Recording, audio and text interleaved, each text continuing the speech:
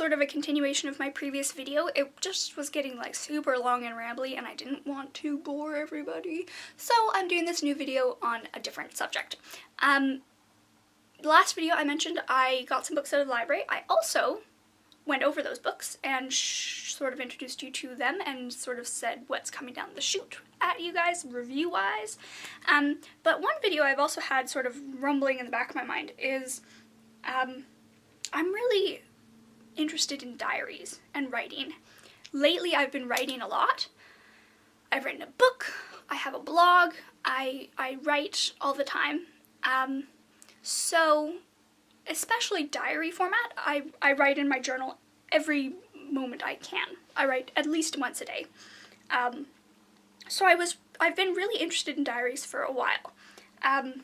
So I was in the library today and I just happened to come across this one, Dear Dumb Diary, which I've read this series like 400 million times, and I just sort of got to wondering, did it inspire my diary writing at all? Did it have an effect on how I sort of write and see myself through the diary?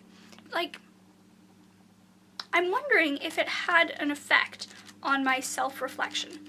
So that made me really interested to explore some diaries. So I picked up that one, the Dear Dumb Diary. This is the number 2 in the book. There's no number 1 in the library for some reason. My pants are haunted. I think it'll serve just as well as the first book. So, who cares? Oh my gosh, I didn't realize her dog is a beagle. My dog is a beagle. Mostly a beagle. Beagalier. Beagle. King Charles. Cav. Spaniel. You know. Anyway, I won't talk about that. Back to the diaries. I also picked up, and I was so embarrassed and ashamed to be picking this up because I hated the first one. Dork Diaries. This one's number 11. Can you believe there are freaking 11 books in this series? For those of you who don't know, I did a review on the first book, and I hated it. I hated it, and I posted it, and now I'm a little bit wary of having posted it just because I got a comment on a different video that was quite nasty. Called me a whore. I hate using that word, but they called me a whore for expressing my opinion even though it was not a positive opinion, which I think... Anyway, I'll leave that for now. I'll do a rant video after this, actually. But anyway, so I picked up this one just for sort of comparison's sake. I thought it would be interesting to compare the two perspectives of the diaries and maybe the illustrations and the storylines, and also the tone. I feel like the tone in this one is a lot more hostile and patronizing than Dear Dumb Diary is, although it's been a while since I've read that, so I can't say for certain. But this book makes me feel like crap when I read it. It makes me feel like she's shouting at me and like lecturing me, and I hate that. I hate the tone of this book. So, yeah, I'm interested to compare those two. Maybe it's just an author thing. I just don't like the author, Rachel Renee Russell, maybe. But I just really do not like this person's diary, basically. And then, oh, I'll save the best for last. You guys better stick around to the last book because it's a good one. Next one I picked up was Diary of a Wimpy Kid. Again, I've read it a million times. It's almost like a classic. Probably every kid has read it, but it's hilarious. That's one thing that these diaries all have in common. They're all hilarious, or supposed to be hilarious. They're all really, really funny. So, that could be a major theme. That's funny because my diaries are not very funny at all, unless you have a really dark sense of humor.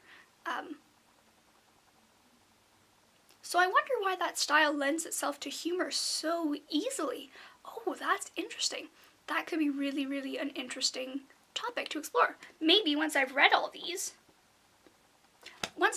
I'll do a better video on them, but yeah, so Diary of a Wimpy Kid, that's from a boy's perspective. So the first two I had were from girls' perspective. Not that I think gender matters so much, but it does sometimes to little kids.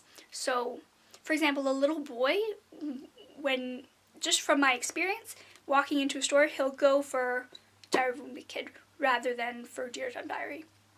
And a young girl will go for Dork Diaries rather than Diary of a Wimpy Kid. Even though I read this one, I loved it.